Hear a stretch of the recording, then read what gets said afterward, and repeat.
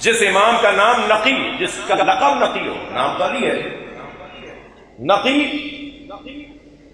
نقاوت سے ہے، طہارت سے ہے، اخلاص سے ہے، خلوص سے ہے، کسی چیز کا نتھر کر نکل کر خالص ہو جانا اسے نقاوت کہا جاتا ہے۔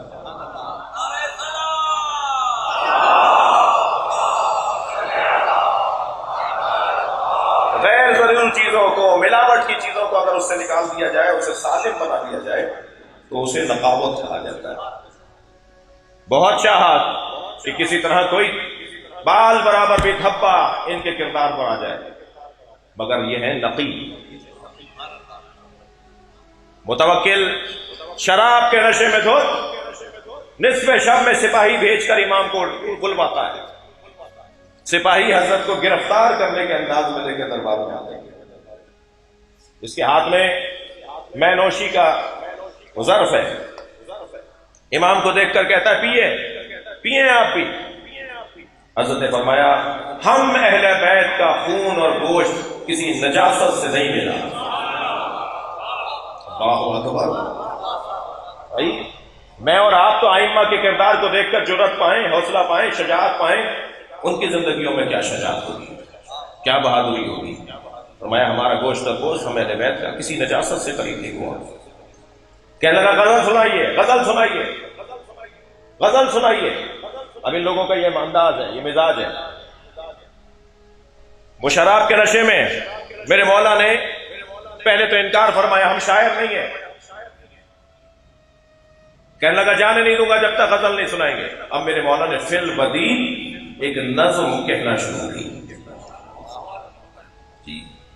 کوئی 14 اس کے اندر شعر ہیں، کوئی کہہ لیجئے کہ 28 اس کے اندر مصرے ہیں جو امام نے اس وقت فی البدی کہنا شروع کیے، اور جیسے جیسے امام کے اشعار بڑھتے جا رہے تھے ایسے ایسے اس پہ کب کبھی تاری ہو رہی تھی، اور ایک ایسا وقت آیا کہ اس کے ہاتھ سے وہ شراب کی بوتل چھٹی، زمین پر گر کے تڑپنے لگا، اور آواز دے کر سپاہیوں کو بلایا، لے جاؤ انہیں واپس پہنچا کرو۔ ان اشعار میں سے ایک شعر سن لیجیے آپ ذرا، جگہ سناؤ۔ حضرت فرمایا باتو علی القلل، باتو علی قلل الجبال تحرسهم، صلوات پڑھیں ذرا محمد وآلہ۔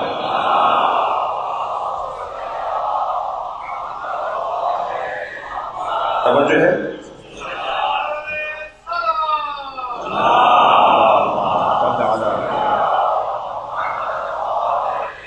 باتو علی قلل الجبال تحرسهم، کتنے ہی لوگ ہیں جنہوں نے پہاڑوں کی چوٹیوں پر محل بنائے اور پوری زمین اور پورے شہر سے اوپر ہو کر اونچا ہو کر رہتے تھے اور سارے شہر کو اپنی نگاہوں میں رکھتے تھے، وہ اس انداز کی زندگی گزارتے تھے۔ وَالْرِجَالِ فَمَا أَغْنَتْهُمُ الْخُلُودُ، مگر کچھ ایسا بھی وقت آیا کہ وہ اونچے اونچے محل ان کے کام نہیں آئے، وہ بڑے بڑے مکانات ان کے کام نہیں آئے۔ توجہ چاہوں گا امام کے، ناداہم صارخ من بعد ما قبروا، جب ان لوگوں کو کہ جنہوں نے پہاڑوں کی چوٹیوں پر محل بنا کر خود کو بلند سمجھا تھا، اونچا سمجھا تھا، جب انہیں قبر کے حوالے کیا گیا تو قبر سے آواز آ رہی تھی، این الاسرۃ والتیجان والحلل، کہاں ہے وہ تاج، کہاں ہے وہ تخت، کہاں ہے وہ فاخرہ لباس، تمہیں اب مٹی میں آنا پڑا، یاد کرو کہ سب کو یہی آنا ہوگا۔ میرے مولا کے یہ اشعار سن کے ہاتھ پیر اس کے کانپنے لگے، کہا لے جاؤ انہیں۔ امام بولیں گے کہ جو حالات سے متاثر ہو۔ توسل کا مطلب کیا ہوتا ہے؟ یہ جو ہم پڑھتے ہیں، ہم دعائے توسل ہم نے ہزاروں مرتبہ پڑھی ہوگی، شاید اس کے ترجمے سے بعض لوگ واقف نہ ہوں کہ ہم ہر امام کا نام لیتے ہیں اور اس کا کیا کہتے ہیں؟ یا ابا عبداللہ، یا حسین ابن علی، ایھا شہید ابن رسول اللہ، یہاں تک واضح ہے۔ یا حجت اللہ علی خلقہ، اے وہ کہ جو اللہ کی حجت ہے زمین پر۔ یا سیدنا و مولانا، اے ہمارے سردار، اے ہمارے مولا۔ انا توجہنا واستشفعنا وتوسلنا بک الی اللہ، مولا ہم آپ کی طرف متوجہ ہیں، واستشفعنا اور آپ سے شفاعت کے طلبگار ہیں، بک الی اللہ کہ آپ اللہ کی بارگاہ میں ہماری سفارش فرما دیجیے۔ یہ دعائے توسل کا ترجمہ ہے۔ وَقَدَّمْنَاكَ بَيْنَ يَدَيْ حَاجَاتِنَا، اس کا کیا مطلب؟ اور مولا آپ کی خدمت میں اپنی حاجتوں کو پیش کر رہے ہیں، اور پھر سب جو مل کے کہتے ہیں کہ یا وجیہن عند اللہ اشفع لنا عند اللہ، تو ہم مولا سے کہہ رہے ہوتے ہیں یا وجیہن عند اللہ، اے وہ مولا جو خدا کی بارگاہ میں عزت رکھتے ہیں، اشفع لنا عند اللہ، مولا آپ خدا کی بارگاہ میں آبرومند ہیں، جب آپ خدا سے کہیں گے تو خدا آپ کی دعا کو رد نہیں کرے گا۔ یا وجیہن عند اللہ کا مطلب ہے یونس نقاش 10ویں امام امام علی النقی علیہ الصلوۃ والسلام اللہ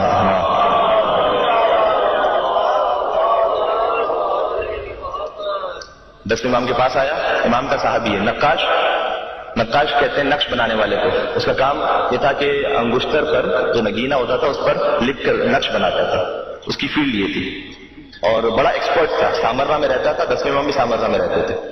تو مثلا پنجتن کا نام لکھوانا ہے، مثال کے طور پر کلمہ لکھوانا ہے، تو مامون کے بعد جو خلیفہ عباسی کا معتصم والد سامرا میں اس نے بلایا یونس نقاش کو، اس کے پاس ایک عقیق کا بڑا، دعائے توسل کے بارے میں عرض کر رہا ہوں یہ جملہ، کہ عقیق کا ایک بڑا سا اسے پتھر دیا اور اسے کہا کہ اس پر ایک نقش بناتے، میرا نام لکھتے۔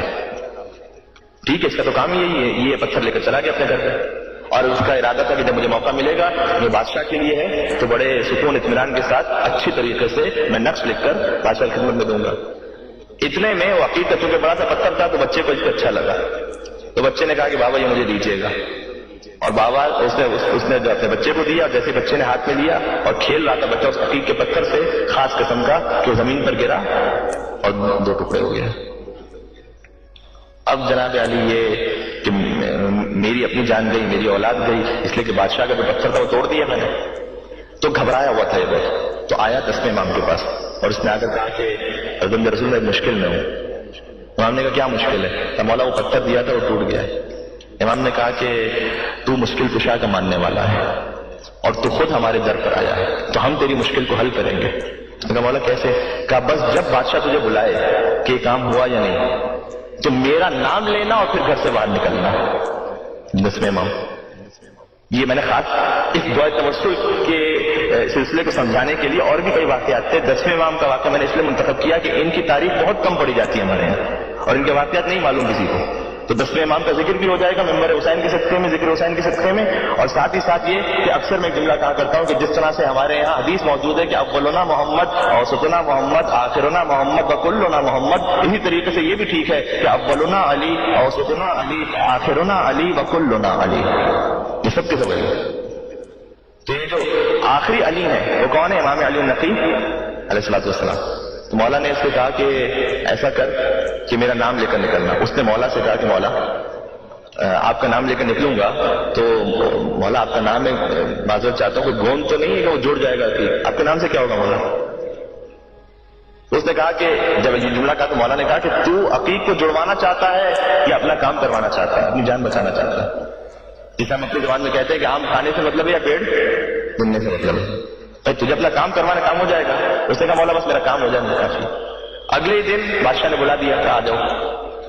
یہ ڈر کے مارے گھر سے نکلتا ہے امام علی النقی علیہ السلام کا نام لے کر، اور کیسے نام لیا اس نے؟ وہی یا وجیہن عند اللہ اشفع لنا عند اللہ۔ 10ویں امام کا توسل کیا اور پھر یہ کہا، اور اس کے بعد باہر نکلا۔ اب جیسے ہی باہر نکلا بادشاہ کے دربار میں پہنچا، اس نے سوال کیا کہ وہ نقش تم نے لکھا یا نہیں لکھا؟ ابھی یہ جواب دے رہا ہے کہ بس لکھنے والا تھا، وقت نہیں بچا، اگر نہیں لکھا تو روک دینا اسے، نہیں لکھا تو ابھی نہیں لکھنا۔ کہا کیوں؟ کہا اس لیے کہ پہلے ایسا کر اس عقیق کے 2 ٹکڑے کر دے۔ اللہ اکبر! کہا ایسا کر تو اس عقیق کے 2 ٹکڑے کر دے۔ کہا کیوں 2 ٹکڑے کر دوں؟ کہا اس لیے کہ بادشاہ کی 2 بیویاں تھیں۔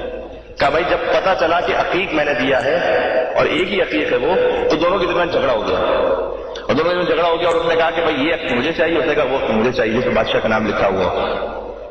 تو اچھے جو گھر کے باہر بڑے پہلوان ہوتے ہیں تو اندر آ کے تو بڑے بیگی بلی بن جاتے ہیں نا، جو شیر ہوتے ہیں، شیر علی غلام علی بن جاتا ہے، ہمارے ایک آ جاتا ہے۔ تو غلام علی جناب یہاں کسی کا نام اگر یہ ہو تو میں معذرت چاہتا ہوں، تو ناراض ہو کے یہاں سے چلا نہ جائے۔ تو اس نے کہا کہ میں اس ٹینشن میں، میں اس مشکل میں پھنس گیا ہوں، تو یہ دونوں کی ضد ہے، تو جناب علی تم ایسا کرو کہ عقیق کے 2 ٹکڑے کر دو، اور 2 ٹکڑے کرنے کے بعد دونوں پر جو 2 ٹکڑے ہو جائیں دونوں پر میرا نام لکھا کہ میں دونوں کو دے دوں۔ بس اس نے جملہ سنا، فوراً وہاں سے جب نکلتا ہے تو پہلے اپنے گھر نہیں گیا، مولا رسول امام کی خدمت میں آتا ہے اور آ کر کہتا ہے کہ مولا آج میں نے اپنے آپ کے نام کی برکت دیکھ لی، جو نہ ہونے والا ناممکن کام تھا، یا وجیہا عند اللہ اشفع لنا عند اللہ کے صدقے میں حل ہو گیا۔ صلوات پر محمد و آل محمد۔